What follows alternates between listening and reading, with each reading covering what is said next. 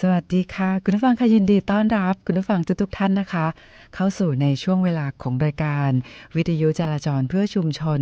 โดยตำรวจภูธรภาค5ค่ะ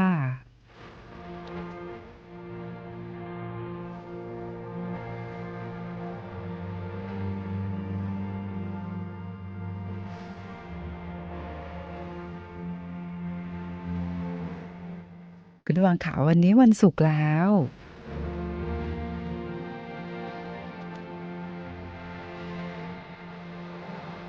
วันศุกร์นะคะก็อยากให้คุณผู้ฟังทุกๆท่านนะคะมีความสุขมากๆเลยค่ะแต่ว่าตอนนี้นะคะเราก็จะมาพูดคุยกันถึงในเรื่องของสภาพอากาศวันนี้กันก่อนเลย วันนี้ศุกร์ที่ 20 กุมภาพันธ์ 2569 ค่ะ ก็ทางศูนย์อุตุนิยมวิทยาภาคเหนือนะคะ ก็ได้มีการพยากรณ์อากาศนะคะ บอกว่าตั้งแต่ช่วงเที่ยงวันของวันนี้ จนถึงเที่ยงวันของวันพรุ่งนี้นะคะ ภาคเหนือของเราเนี่ยนะคะมีฝนฟ้าคะนอง กับลมกระโชกแรงในบางพื้นที่ค่ะทางนี้เนี่ยก็เนื่องจากมีแนวพัดสอบบริเวณของลมตะวันออกเฉียงใต้ และลมตะวันตกเฉียงใต้นะคะปกคลุมบริเวณภาคเหนือตอนบนค่ะก็ได้แจ้งเตือนให้พี่น้องประชาชนนะคะระวังอันตรายจากฝนฟ้าคะนองและลมกระโชกแรงที่อาจจะเกิดขึ้นในระยะนี้ไว้ด้วยนะคะซึ่งเมื่อวานนี้คุณผู้ฟังพี่น้องประชาชนหลายท่านบอกว่านะเป็นฝนแรกของปีนี้เลยนะคะของปี 2569 นะคะมีฝนตกเมื่อวานนี้ในหลายพื้นที่นะคะซึ่งทางศูนย์อุตุนิยมวิทยาภาคเหนือก็บอกว่าเนี่ยนะคะระหว่างช่วงวันที่ 23 ถึง 25 กุมภาพันธ์ 2569 นะคะภาคเหนือของเราเนี่ยจะมีพายุฤดูร้อนเกิดขึ้นด้วยนะคะโดยมีลักษณะของพายุฝนฟ้าคะนองลมกระโชกแรงแล้วก็มีฟ้าผ่าด้วยนะคะรวมถึงมีลูกเห็บตกบางแห่งทางนี้เนี่ยก็เนื่องจากคลื่นกระแสลมฝ่ายตะวันตกเคลื่อนผ่านภาคเหนือและภาคตะวันออกเฉียงเหนือค่ะในขณะที่ประเทศไทยมีอากาศร้อนนะคะก็ตอนนี้หลายท่านก็บอกว่าเนี่ยนะคะได้ทราบแล้วว่านะคะวันนี้วันศุกร์ที่ 20 กุมภาพันธ์ 2569 นะคะแต่ว่าในวันอาทิตย์ที่จะถึงนี้นะคะก็เราจะเข้าสู่ฤดูร้อนอย่างเป็นทางการแล้วนะคะประเทศไทยของเราจะเข้าสู่ฤดูร้อนนะคะในวันอาทิตย์ที่ 22 กุมภาพันธ์ 2569 นะคะคราวนี้ก็มาต่อกันด้วยวันจันทร์หน้านะคะวันจันทร์นะคะถึงวันพุธหน้าก็จะมีในเรื่องของพายุฤดูร้อนนะคะมีพายุฝนฟ้าคะนองลมกระโชกแรงมีฟ้าผ่าแล้วก็มีลูกเห็บตกบางแห่งด้วยดังนั้นนะคะในช่วงนี้คุณผู้ฟังพี่น้องประชาชนพอทราบข้อมูลจากศูนย์อุตุนิยมวิทยาภาคเหนือก็จะได้เตรียมความพร้อมนะคะไม่ว่าจะเป็นในเรื่องของตอนนี้เรายังคงมีอากาศเย็นในตอนเช้านะคะโดยเฉพาะในพื้นที่รับผิดชอบของตำรวจภูธรภาค5ซึ่งรับผิดชอบพื้นที่8จังหวัดภาคเหนือตอนบนนะคะอย่างโชคดีที่เรายังมีอากาศเย็นในตอนเช้าแต่ว่ามีอากาศร้อนในตอนกลางวันนะคะแล้วก็อย่างที่ทางศูนย์อุตุนิยมวิทยาภาคเหนือบอกว่าเนี่ยเรายังคงมีในเรื่องของฝนฟ้าคะนองลมกระโชกแรงบางแห่งนะคะโดยวันนี้เนี่ยก็จะมีในเรื่องของฝนตกเนี่ย20%ของพื้นที่นะคะแต่ว่าส่วนมากเนี่ยจะอยู่ที่บริเวณจังหวัดแม่ฮ่องสอนเชียงใหม่เชียงรายลำพูนและลำปางค่ะก็อากาศเปลี่ยนแปลงนะคะเพราะว่าในบางพื้นที่เนี่ยเรามี3ฤดูใน1วันนะคะตอนเช้าอากาศเย็นนะคะกลางวันอากาศร้อนแต่ปรากฏว่าในช่วงเย็นๆค่ำๆเนี่ยอาจจะมีฝนตกนะคะดังนั้นมี3ฤดูใน1วันในช่วงนี้ก็ย้ำเตือนให้คุณผู้ฟังพี่น้องประชาชนนะคะดูแลรักษาสุขภาพด้วยรวมไปถึงในเรื่องของการขับขี่นะคะถ้าหากว่าคุณผู้ฟังพี่น้องประชาชนขับรถ ที่ในช่วงที่มีฝนตกนะคะมีลมกระโชกแรงเนี่ยอันนี้ก็ต้องใช้ความระมัดระวังในการขับรถด้วยนะคะก็อยากให้ทุกท่านเดินทางด้วยความปลอดภัยนะคะในทุกๆวันตลอด365วันนะคะคุณผู้ฟังคะเดี๋ยววันนี้นะคะเราก็จะมีข้อมูลนะคะนำเรียนคุณผู้ฟังในหลายๆเรื่องด้วยนะคะแล้วก็ยังจะมี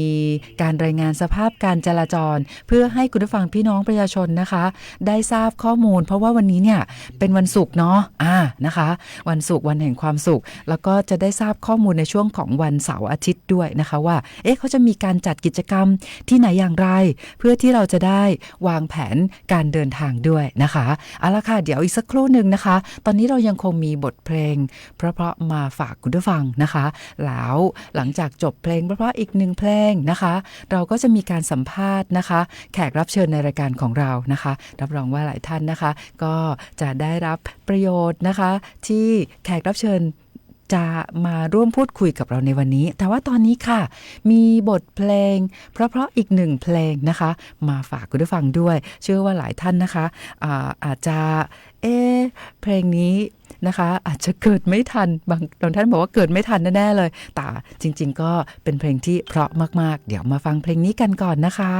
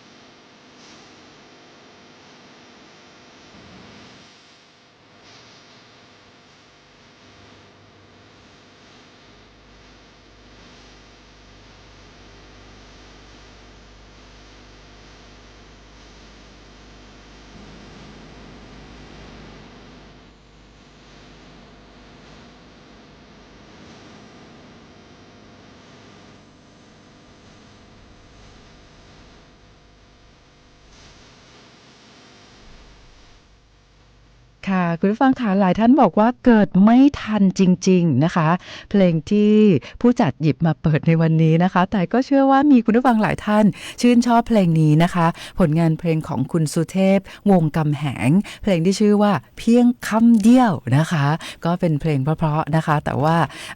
นานมากแล้วนะคะนำมาฝากคุณผู้ฟังในวันนี้อีกหนึ่งเพลงค่ะจะฟังจากปากดูเอาละค่ะคุณผู้ฟังค่ะตอนนี้นะคะเราจะมาสัมภาษณ์แขกรับเชิญในรายการของเราในวันนี้ค่ะเพราะว่าวันนี้นะคะทางรายการนะคะก็ได้รับเกียรติจากบริษัทซันสวีทนะคะจำกัดมหาชนนะคะได้เชิญชวนให้กับท่านผู้จัดการนะคะฝ่ายส่งเสริมวัตถุดิบของบริษัทซันสวีทจำกัดมหาชนนะคะมาร่วมพูดคุยในรายการเพราะว่าเมื่อวานนี้เนี่ยเราได้เชิญชวนให้กับคุณผู้ฟังว่าเนี่ยวันนี้นะเราจะมีแขกรับเชิญมาร่วมพูดคุยในรายการมาเชิญชวนให้กับคุณผู้ฟังพี่น้องประชาชนนะคะได้ใช้เวลาว่างให้เกิดประโยชน์นะคะแล้วก็เป็นการเชิญชวนให้กับคนในครอบครัวเนี่ยนะคะจัดกิจกรรมที่เป็นการเสริมสร้างความรักความอบอุ่นในครอบครัวนะคะก็อาจจะวางโทรศัพท์วางไว้แต่ว่าเชิญคนในครอบครัวเนาะมาปลูกข้าวโพดหวานทานเองนะคะเอาละค่ะแล้วก็ตอนนี้นะคะทางรายการนะคะก็ขอต้อนรับนะคะท่านผู้จัดการฝ่ายส่งเสริมวัตถุดิบบริษัทซันสวิทจำกัดมหาชนยินดีต้อนรับคุณเฉลิมเกียรติดวงทิพย์สวัสดีค่ะสวัสดีครับสวัสดีแฟนรายการ FM 95.25 เมกะเฮิรตซ์เชียงใหม่นะครับจราจรเพื่อชุมชนทุกท่านครับผมค่ะก็ทางรายการก็รู้สึกเป็นเกียรติมากๆเลยนะคะก็ต้องขอบพระคุณนะคะคุณองค์อาจกิติคุณชัยนะคะประธานกรรมการบริหารของบริษัทซันสวีทจำกัดมหาชนนะคะที่ได้มอบหมายให้กับคุณเฉลิมชัยหรือว่าคุณบิวนะคะท่านผู้จัดการฝ่ายส่งเสริมวัตถุดิบมาร่วมพูดคุยกับเราในวันนี้ค่ะครับผมขอบคุณเช่นกันครับที่ให้โอกาสทางบริษัทนะครับได้เข้ามาพบปะพูดคุยทางรายการครับผมค่ะคราวนี้คุณผู้ฟังหลายท่านอาจจะสงสัยว่าเอ๊ะทางบริษัทซันสวีทจำกัดมหาชนนะคะจริงๆก่อนหน้านี้เนี่ยทางบริษัทเนี่ยก็เคยมอบผลิตภัณฑ์ให้กับทางรายการมามอบให้กับคุณผู้ฟังในช่วงที่ผ่านมาด้วยนะคะคุณเฉลิมเกียรติค่ะค่ะแต่ว่าวันนี้นะคะก็นอกจากจะมีผลิตภัณฑ์มาฝากให้กับคุณผู้ฟังแล้วนะคะคุณเฉลิมเกียรติดวงทิพย์นะคะซึ่งเป็นผู้ที่มีความชำนาญเชี่ยวชาญนะคะในเรื่องของการปลูกข้าวโพดหวานนะคะก็จะมาบอกเทคนิคให้กับคุณผู้ฟังพี่น้องประชาชนว่าจริงๆแล้วเนี่ยนะคะไม่จำเป็นที่จะต้องเป็นเพียงแค่พี่น้องเกษตรกรเท่านั้นใช่ไหมคะที่จะปลูกข้าวโพดหวานไว้ทานเองใช่ครับค่ะก็ปลูกเองได้ครับผมค่ะแต่ว่าจริงๆแล้วเนี่ยทุกบ้านนะคะก็สามารถจะถึงแม้จะมีพื้นที่ที่บ้านไม่มากเนี่ยก็สามารถที่จะปลูกข้าวโพดหวานทานเองได้ใช่ไหมคะใช่ครับผมนะคะดังนั้นวันนี้ก็ต้องขออนุญาตนะคะให้คุณเฉลิมเกียรติดวงทิพย์นะคะได้ร่วมพูดคุยวิธีการที่แต่ละบ้านค่ะอาจจะเป็นบ้านที่มีพื้นที่ไม่มากนักนะคะหรือบางทีอาจจะเป็นจะเป็นแบบตำรวจก็จะมีแฟลตอย่างเงี้ยนะคะก็ปลูกได้ไหมคะปลูกได้ครับได้ค่ะค่ะดังนั้นนะคะก็อยากจะทราบเทคนิคเลยว่าเราจะทำยังไงนะที่เราจะปลูกข้าวโพดหวานไว้ทานเองเพราะว่าจริงๆหลายๆท่านเนี่ยนะคะก็อาจจะเคยไปซื้อผลิตภัณฑ์ของบริษัทซันสวีทนะคะในร้านสะดวกซื้อมีทั้ง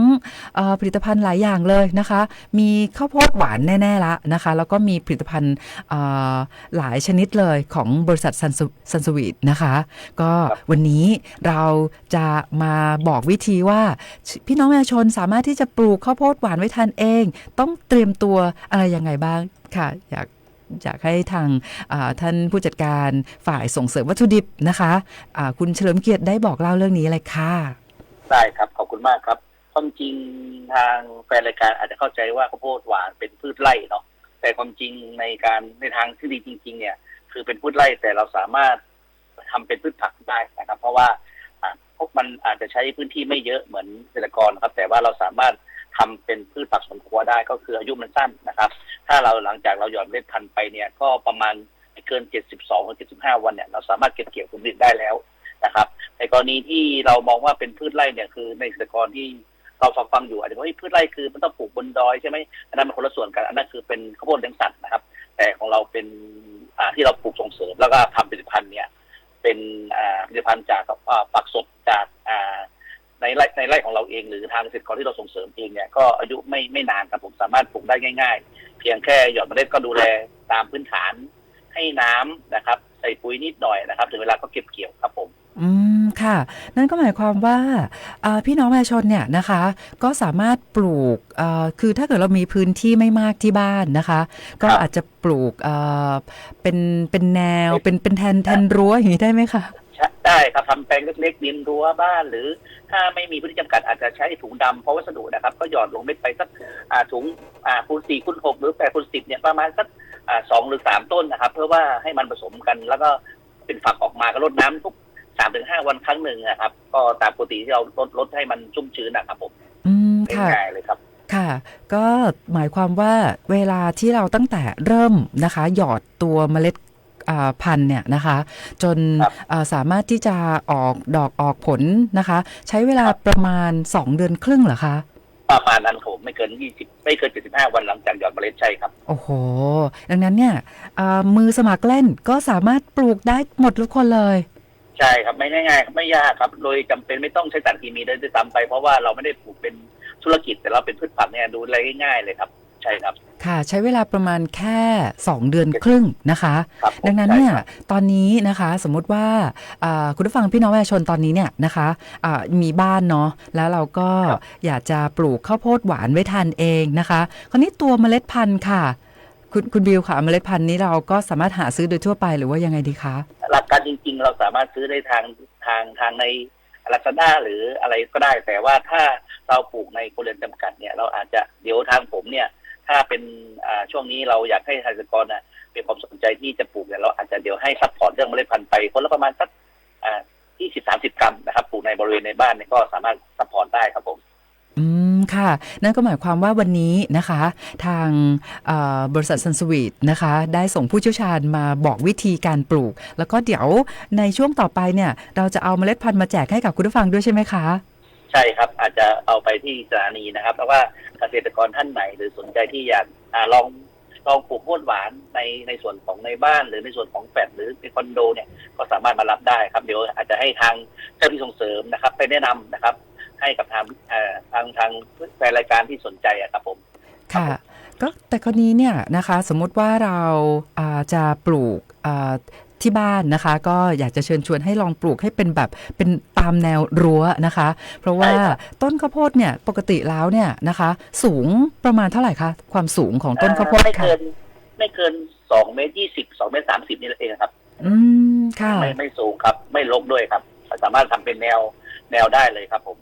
โอ้โหนะคะดังนั้นเนี่ยก็ในช่วงนี้นะคะเราก็อยากจะเชิญชวนให้กับคุณผู้ฟังพี่น้องประชาชนนะคะลองเตรียมดินก่อนนะคะครับค่ะถ้าใครยุ่งยากกับการเตรียมดินเราสามารถไปซื้อดินเพาะปลูกมาได้เลยครับที่เขาขายตามร้านเกษตรทั่วไปเนี่ยก็สามารถนำมาแพ็คแล้วแบ่งใส่ถุงแล้วก็สามารถหยอดดินได้เลยครับไม่ยากเลยครับไม่ยากเลยนะคะก็บางท่านเนี่ยนะคะไม่ได้เป็นบ้านเป็นหลังเนาะแต่ว่าอยู่ที่แฟลตหรือว่าคอนโดเนี่ยเราก็อาจจะมีตรงระเบียงใช่ไหมคะครับผมค่ะเราก็ใช้เป็นอยู่ในกระถางหรือว่าเป็นถุงดำก็ได้เนาะใช่ไหมคะครับผมใช่ครับค่ะก็สามารถที่จะปลูกได้แล้วก็ตัวข้าวโพดเนี่ยต้องเน้นในเรื่องของพอในช่วงของการเพาะเมล็ดนะคะก็ไม่ต้องไปมีแปลงเพาะต่างหากสามารถที่จะหยอดในหลุมที่เราเตรียมปลูกได้เลยใช่ในถุงได้เลยครับมันกบดินไม่เกินประมาณ5 เซนก็เอาดินกบไปแล้วก็มีความชื้นเดี๋ยวก็ไม่เกิน3-5 วันก็งอกออกมาละตอนนั้นเราดูแลตามปกติได้เลยครับให้น้ำทุกวันนะครับถ้ามีปุ๋ยเคมีที่ไหนก็อาจจะให้มันหรือไม่จำเป็นก็ได้ครับเพราะว่าข้าวโพดหวานเนี่ยเป็นพืชผสมตัวเองอยู่ละเดี๋ยวถ้าเราปลูกเยอะในกลุ่มก้อนของเขาเนี่ยเดี๋ยวเขาจะผสมตัวเองครับก็ประมาณไม่เกิน45 วันก็จะมีการออกดอกออกช่อนะครับก็สามารถอีกหลังจากนั้นประมาณอีก19-20 วันก็สามารถ เก็บรับประทานได้เลยครับผมโอ้โหนะคะดังนั้นเนี่ยครับก็โอ้โหใช้เวลาไม่นานด้วยแล้วก็เมื่อกี้ที่ทางคุณบิลบอกนะคะว่าส่วนสูงก็สามารถอยู่แนวรั้วได้ด้วยนะคะใช่ครับใช่ครับค่ะพอเราเก็บเกี่ยวไปแล้วนะคะครบ2 เดือนครึ่งเราก็สามารถที่จะปลูกใหม่ได้อีกต่อไปเลยใช่ครับใช่ผมตัดต้นออกแล้วก็นำปลูกกระถางเดิมก็ได้ครับแล้วก็อีกอย่างต้นเนี่ยมันไม่มีมลภาวะทางอากาศด้วยครับเพราะว่าเป็นพืชใบเขียวครับสามารถทำให้อากาศฟอกอากาศได้ด้วยครับโดยทางที่มันอายุมันไม่แก่เกินไปเหมือนพวกอาหารสัตว์นะครับมันจะมีเขียวชุ่มชื้นเลยครับใช่ครับค่ะแล้วก็การดูแลเนี่ยนะคะเราสามารถคือที่ทางรายการนะคะก็เชิญชวนให้กับคุณผู้ฟังพี่น้องประชาชนเนี่ยทำปุ๋ยหมักด้วยตนเองเราก็สามารถเอาปุ๋ยหมักที่เราทำที่บ้านไปเติมให้ได้ไหมคะได้ครับยิ่งดีเลยครับผมเป็นพืชยิ่งดีได้เลยครับโอ้โหเยี่ยมมากเลยนะคะแล้วก็ปลูกง่ายๆนะคะหยอดเมล็ดพันธุ์ลงไปเนี่ยประมาณลึกประมาณเท่าไหร่นะคะข้อมือครับประมาณ 2-3 เซนนะครับ2-3 เซนแล้วก็ดินกลบแล้วก็รดน้ำทุกวันนะคะเติมปุ๋ยธรรมชาติปุ๋ยหมักก็ได้ครับค่ะแล้วก็ปลูกเป็นแนวรั้วก็ได้หรือว่าจะใครอยู่เป็นแฟลตคอนโดก็แถวระเบียงก็ได้เลยได้ครับเพราะว่าต้นมันไม่มีกิ่งขั้นราคาครับมันขึ้นตรงอยู่แล้วไม่ไปรกกับบ้านใครอยู่แล้วครับสบายมากเลยครับค่ะโอ้โหดีมากเลยนะคะแล้วทางบริษัทซันสวีทนะคะเดี๋ยวช่วงหลังจากนี้เนี่ยก็จะมีโปรเจกต์ในการแจกเมล็ดพันธุ์ให้กับคุณผู้ฟังพี่น้องประชาชนด้วยครับผมใช่ครับโอเคเลยนะคะก็ถือว่าเป็นการที่เชิญชวนให้กับคุณผู้ฟังพี่น้องประชาชนนะคะใช้เวลาในช่วงของวันหยุดเสาร์อาทิตย์นะคะหรือว่าในช่วงว่างๆตอนเย็นนะคะมาทำกิจกรรมที่เสริมสร้างความรักความอบอุ่นในครอบครัวด้วยชวนคนในครอบครัวมาช่วยกันรดน้ำพรวนดินนะคะแล้วก็มีความสุขกับการดูการเจริญเติบโตนะคะโดยเฉพาะของต้นข้าวโพดหวานนะคะโอเคเลยนะคะก็ไม่ทราบว่าในช่วงท้ายนี้นะคะคุณบิลหรือว่าคุณเฉลิมเกียรตินะคะมีอะไรฝากคุณผู้ฟังเพิ่มเติมเชิญได้เลยค่ะครับผมสำหรับแฟนรายการนะครับที่มีความสนใจที่อยากทดลองปลูกหรือยังไม่เข้าใจวิธีการหรืออยากดูเรื่องหลักการการปลูกต่างๆก็สามารถเข้ามาที่เพจของซันสวีทได้เลยหรือว่าทางอีเมลได้เลยสอบถามได้ครับเดี๋ยวจะมีพนักงานตอบให้นะครับก็เป็นการสร้างความเข้าใจซึ่งกันและกันเพื่อจะให้โอ้โหหวานอย่างมีความสุขครับผมขอบคุณมากครับค่ะก็เดี๋ยวในโอกาสต่อไปนะคะเราก็อาจจะมีการเรียนเชิญนะคะทางคุณบิลมาร่วมพูดคุยเพิ่มเติมตอนที่คุณผู้ฟังพี่น้องประชาชนเนี่ยนะคะได้รับแจกเมล็ดพันธุ์จากเราไปแล้วก็หลายท่านอาจจะมีคำถามเพิ่มเติมเดี๋ยวเราก็จะรับคำถามมาให้กับทางคุณบิลช่วยตอบพี่น้องประชาชนต่อไปนะคะยินดีครับค่ะในวันนี้นะคะทางรายการนะคะก็ต้องขอบพระคุณนะคะท่านแรกเลยคือคุณองค์อาจกิติคุณชัยนะคะท่านประธานกรรมการบริหารของบริษัทซันสวีทจำกัดมหาชนนะคะที่ได้กรุณามอบหมายให้คุณเฉลิมเกียรติดวงทิพย์หรือว่าคุณบิลนะคะผู้จัดการฝ่ายส่งเสริมวัตถุดิบบริษัทซันสวีทจำกัดมหาชนนะคะมาร่วมพูดคุยในรายการกับเราแล้วก็ช่วยประชาสัมพันธ์นะคะให้กับคุณผู้ฟังพี่น้องประชาชนนะคะได้ปลูกข้าวโพดหวานไว้ทานเองที่บ้านนะคะครับผมโอเคค่ะวันนี้ต้องขอบคุณมากๆเลยค่ะครับยินดีครับเดี๋ยวไว้เจอกันโอกาสหน้าอีกรอบหนึ่งครับได้ค่ะสวัสดีค่ะครับค่ะสวัสดีค่ะค่ะคุณผู้ฟังค่ะก็ดังนั้นนะคะตอนนี้เนี่ยหลายท่านบอกว่ามีเมล็ดพันธุ์ของตนเองแล้วนะคะก็อาจจะใช้เวลาในช่วงของวันหยุดเสาร์อาทิตย์นี้นะคะลองปลูกดูเลยเพราะว่าอย่างที่คุณบิลนะคะหรือว่าคุณเฉลิมเกียรติได้บอกว่าเนี่ยใช้เวลานะคะตั้งแต่ที่เราเริ่มเพาะนะคะเมล็ดเนี่ยจนเจริญเติบโตแล้วก็เก็บเกี่ยวนะคะข้าวโพดหวานมาทานเองนะคะปลูกเองโอ้โหมีความสุขมากทานเองนะคะก็เป็นกิจกรรมดีๆที่อยากจะเชิญชวนให้กับคุณผู้ฟังพี่น้องประชาชนนะคะได้ใช้เวลาว่างให้เกิดประโยชน์ด้วยนะคะและเราก็มีความภูมิใจที่เราปลูกพืชผักสวนครัวนะคะรวมไปถึงข้าวโพดหวานนะคะทานเองด้วยนะคะเอาละค่ะคุณผู้ฟังคะเดี๋ยวตอนนี้นะคะมีบทเพลงมาฝากคุณผู้ฟังอีก1เพลงแล้วเดี๋ยวเราก็จะมีการสัมภาษณ์นะคะท่านพันตำรวจโทศักดาโชติพัฒนโภคินเกี่ยวกับในเรื่องของรายงานสภาพการจราจรรวมไปถึงการจัดกิจกรรมในช่วงของวันหยุดเสาร์อาทิตย์นี้นะคะให้คุณผู้ฟังพี่น้องประชาชนเนี่ย นะคะได้วางแผนการเดินทางด้วยนะคะตอนนี้เรามาฟังเพลงเพราะๆกันก่อนดีกว่าค่ะ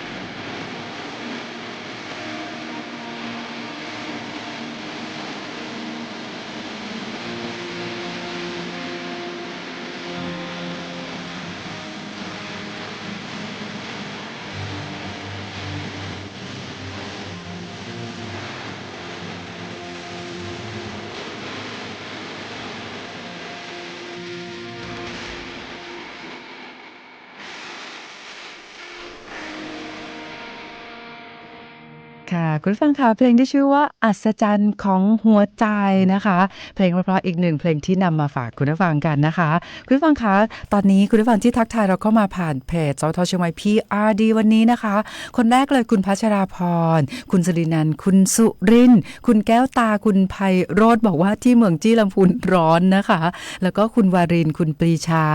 คุณสุทัศน์บอกว่าเมื่อวานเย็นที่สันปะตองลมแรงแล้วก็ต้อนรับคุณพี่ดวงรัตน์คุณพรสวรรค์ คุณมาสมัยว่าที่หางดงเนี่ยมืดครึ้มมาแล้วตอนนี้นะคะแล้วก็คุณจัญญาคุณสิริพรก็อวยพรให้ทุกท่านมีความสุขด้วยมีคุณม่านฟ้าแล้วก็คุณพงศักดิ์นะคะตอนนี้เราจะไปสัมภาษณ์พันตำรวจโทศักดาโชติพัฒนาโพคินกันสวัสดีค่ะสวัสดีครับสวัสดีพี่ต้อมสวัสดีคุณฟังครับน้องศักดาค่ะวันนี้วันศุกร์ด้วยนะคะก็เป็นวันแห่งความสุขแล้วก็ทราบว่าเป็นวันเกิดท่านรองศักดาด้วยหรือเปล่าคะใช่ครับพี่ต้อมครับ Happy Birthday ค่ะค่ะแล้ววันนี้นะคะอยากทราบว่าสภาพการจราจรจะเป็นยังไงบ้างเพราะว่าช่วงเย็นนี้อาจจะมีฝนตกด้วยแล้วก็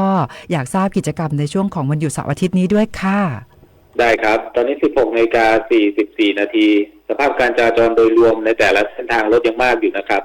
บริเวณแยกเชียงใหม่ภูคำเนี่ยรถยังแน่นในทุกด้านเลยรวมถึงฝั่งที่มาจากหน้ามช.ห้วยแก้วขาลงรถยังค่อนข้างเยอะนะครับเจ้าหน้าที่ก็บังคับสัญญาณไฟเร่งระบายอยู่นะครับแยกลินคำนะครับเชื่อมต่อถนนนิมมานฝั่งที่มาจากทาง7 ยอดนะครับเดี๋ยวผมขอดูนิดนึงจาก7 ยอดยังเติมเข้ามาเรื่อยๆยังไม่หมดนะครับแต่ฝั่งที่ผมดูแล้วน่าจะมากที่สุดเลยก็คือห้วยแก้วขาขึ้นนะครับก็คือจากแก่งหัวลินมาทางแยกฟ้าธานีจากแยกฟ้าธานีมาที่แยกลินคำนะครับรถท้ายแถวค่อนข้างยาวเลยณเวลานี้นะครับต่อเนื่องมาดูที่บริเวณแยกขวงสิงห์นะครับขวงสิงห์แยกกองกำลังผาเมืองมาจนถึงขวงสิงห์ตอนนี้ท้ายแถวยุบไปบ้างแต่ถามว่าหมดหรือยังไม่หมดนะครับยังชะลอตัวแล้วก็หยุดรอสัญญาณไฟอยู่แทบจะในทุกด้านเลยเหมือนกันนะครับเพราะว่าจากหน้าราชภัฏมาเนี่ยก็จะเห็นว่า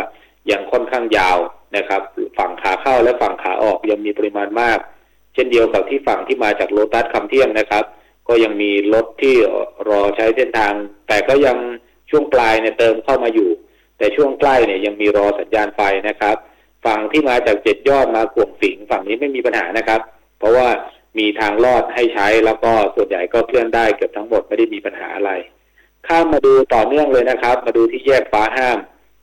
ก็เชียงใหม่พร้าวนะครับรับรถจากรวมโชคเย็นนี้รถยังไม่หมดเลยนะครับในทุกด้านเลยจากหนองจ้อมมารวมโชคนะครับในทุกด้านยังเห็นว่ามีปริมาณรถค่อนข้างมากฝั่งขาออกรถเยอะแล้วนะครับส่วนฝั่งขาเข้าจากรวมโชคมาฟ้าห้ามก็ยังรอสัญญาณไฟอยู่พอสมควร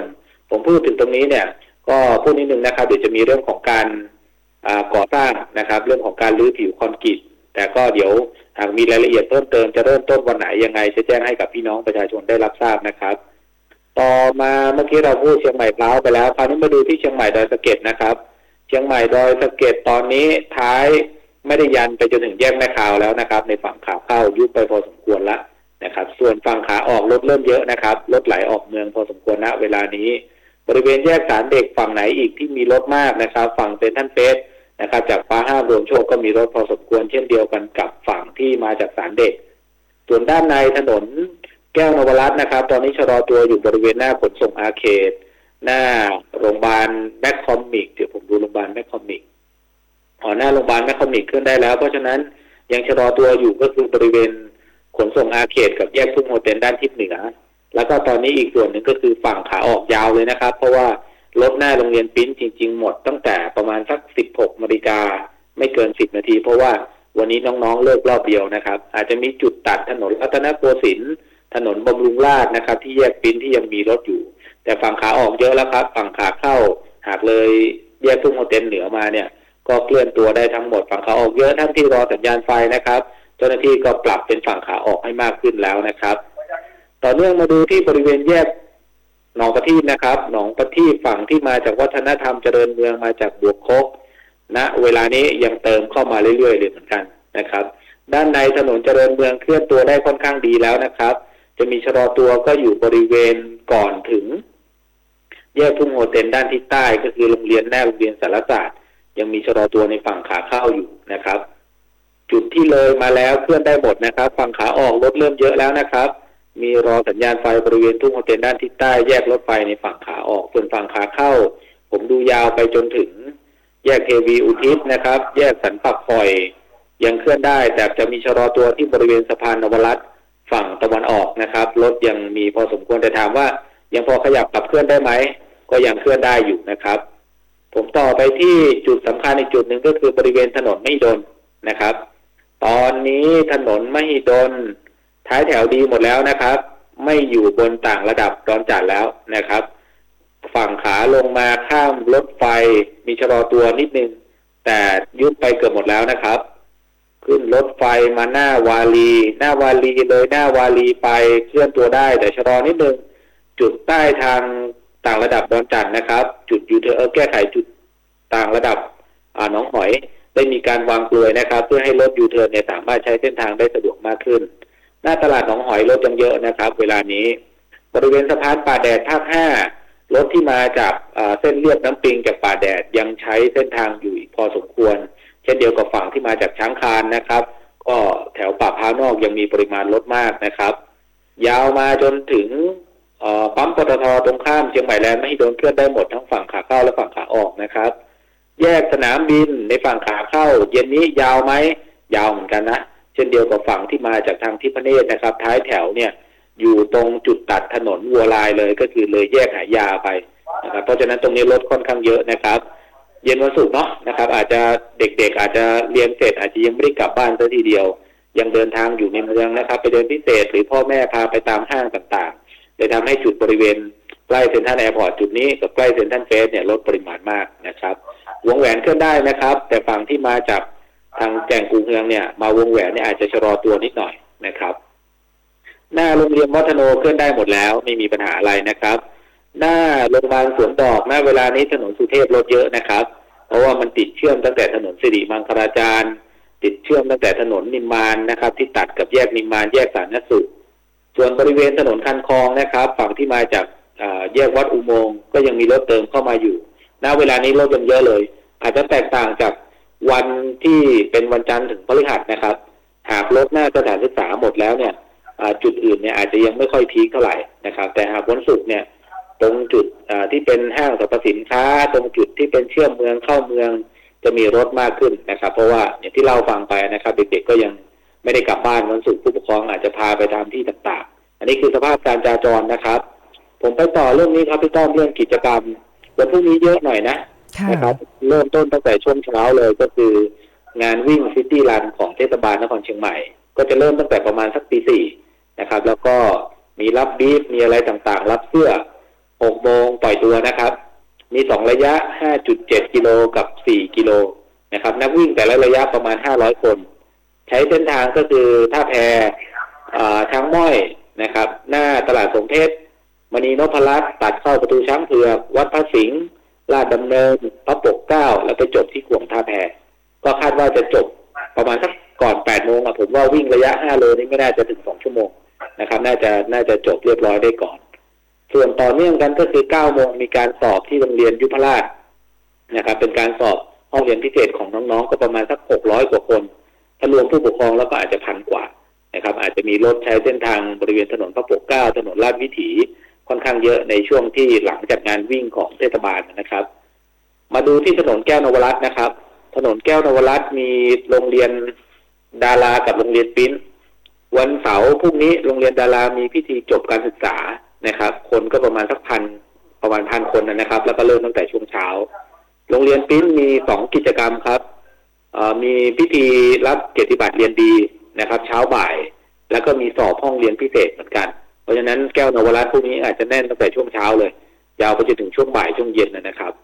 แถวสะพานนวรัตน์มีโรงเรียนเชียงใหม่คริสเตียนจัดกิจกรรมงานสำเร็จการศึกษาเหมือนกันนะครับก็เริ่มตั้งแต่เช้าน่าจะไปจบช่วงบ่ายนะครับเชียงใหม่คริสก็อาจจะไม่ได้แน่นมากนะครับไปถึงช่วงเย็นครับช่วงเย็นที่สวนอบจ.มีงานคอนเสิร์ตนะครับถนนคันคลอง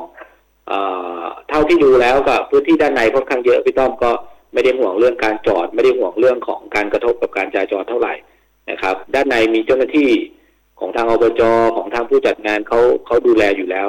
แต่หากกระทบออกมาด้านนอกจราจรจะเข้าไปช่วยสังเกตการและก็ร่วมแก้ไขปัญหานะครับส่วนวันอาทิตย์แถมนิดเดียวครับวันอาทิตย์มีการสอบที่โรงเรียนยุพราชแต่ก็ไม่เยอะนะครับประมาณ300 กว่า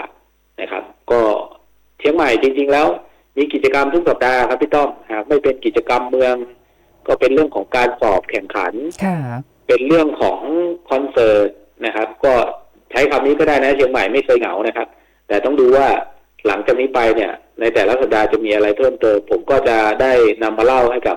พี่น้องประชาชนได้รับทราบเพื่อวางแผนการเดินทางหรือเลี่ยงเส้นทางครับพี่ต้อมครับ ค่ะก็ได้ข้อมูลที่เป็นประโยชน์มากๆเลยนะคะต้องขอบคุณมากๆเลยนะคะพันตำรวจโทศักดาโชติพัฒนาโพคินขอบคุณมากๆค่ะสวัสดีครับสวัสดีพี่ต้อมสวัสดีคุณผู้ฟังครับค่ะคุณผู้ฟังค่ะก็รับฟังนะคะทั้งในเรื่องของรายงานสภาพการจราจรแบบเรียลไทม์นะคะแล้วก็การจัดกิจกรรมในช่วงของวันหยุดเสาร์อาทิตย์นี้ตอนนี้มีเวลาเหลืออยู่นิดนึงนะคะคุณผู้ฟังท่านไหนที่ฟังรายการของเราวันนี้แล้วก็เสาร์อาทิตย์นี้จะไปปลูกพืชผักสวนครัวที่บ้านนะคะโทรศัพท์เข้ามาได้เลย053-276-793ค่ะเพราะว่าทางท่านประธานกรรมการบริหารของบริษัทซันสวีทจำกัดมหาชนนะคะคุณองค์อาจกิติคุณชัยบอกว่าจะขอมอบข้าวโพดกระป๋องนะคะข้าวโพดหวานในรูปแบบของกระป๋องให้วันนี้นะคะคุณผู้ฟังท่านไหนที่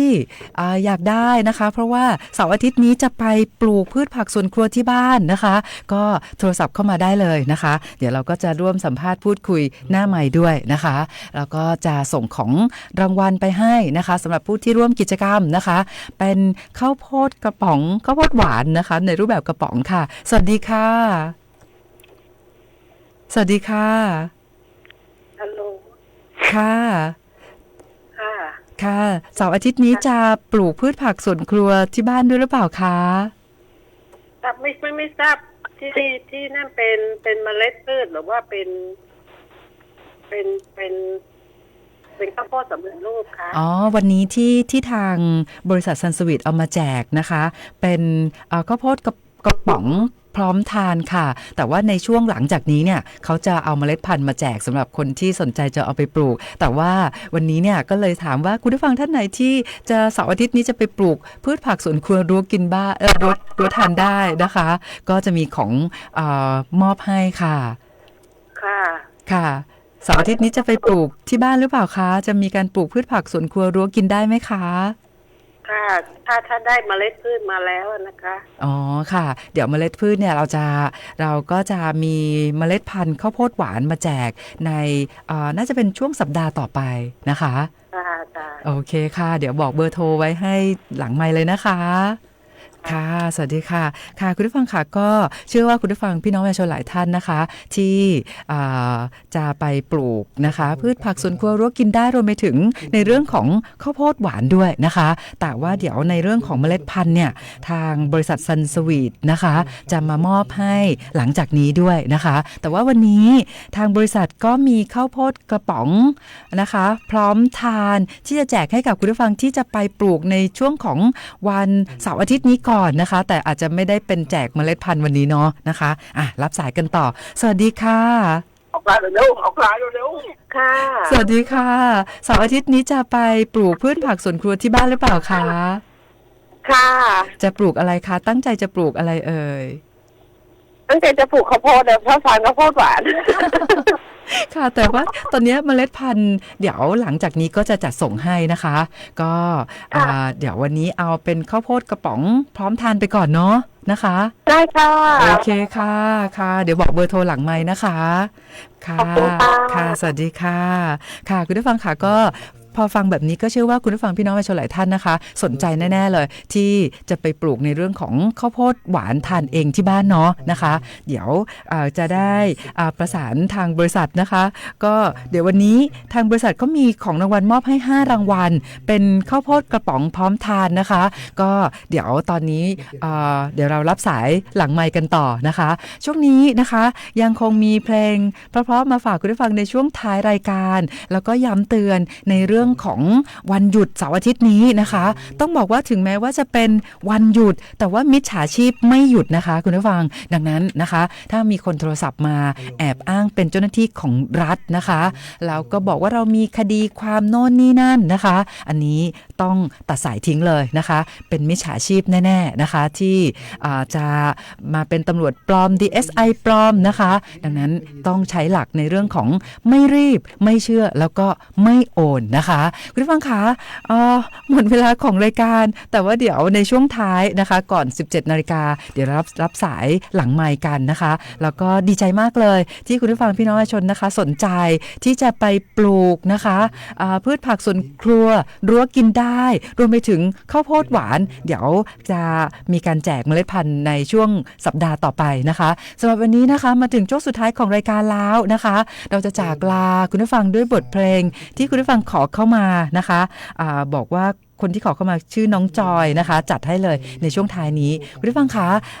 หากท่านมีเรื่องขอความช่วยเหลือนะคะท่านก็โทรแจ้ง191ได้ตลอดเวลา24ชั่วโมงนะคะวันนี้ขอบคุณสำหรับการติดตามรับฟังนะคะขอบคุณและสวัสดีค่ะ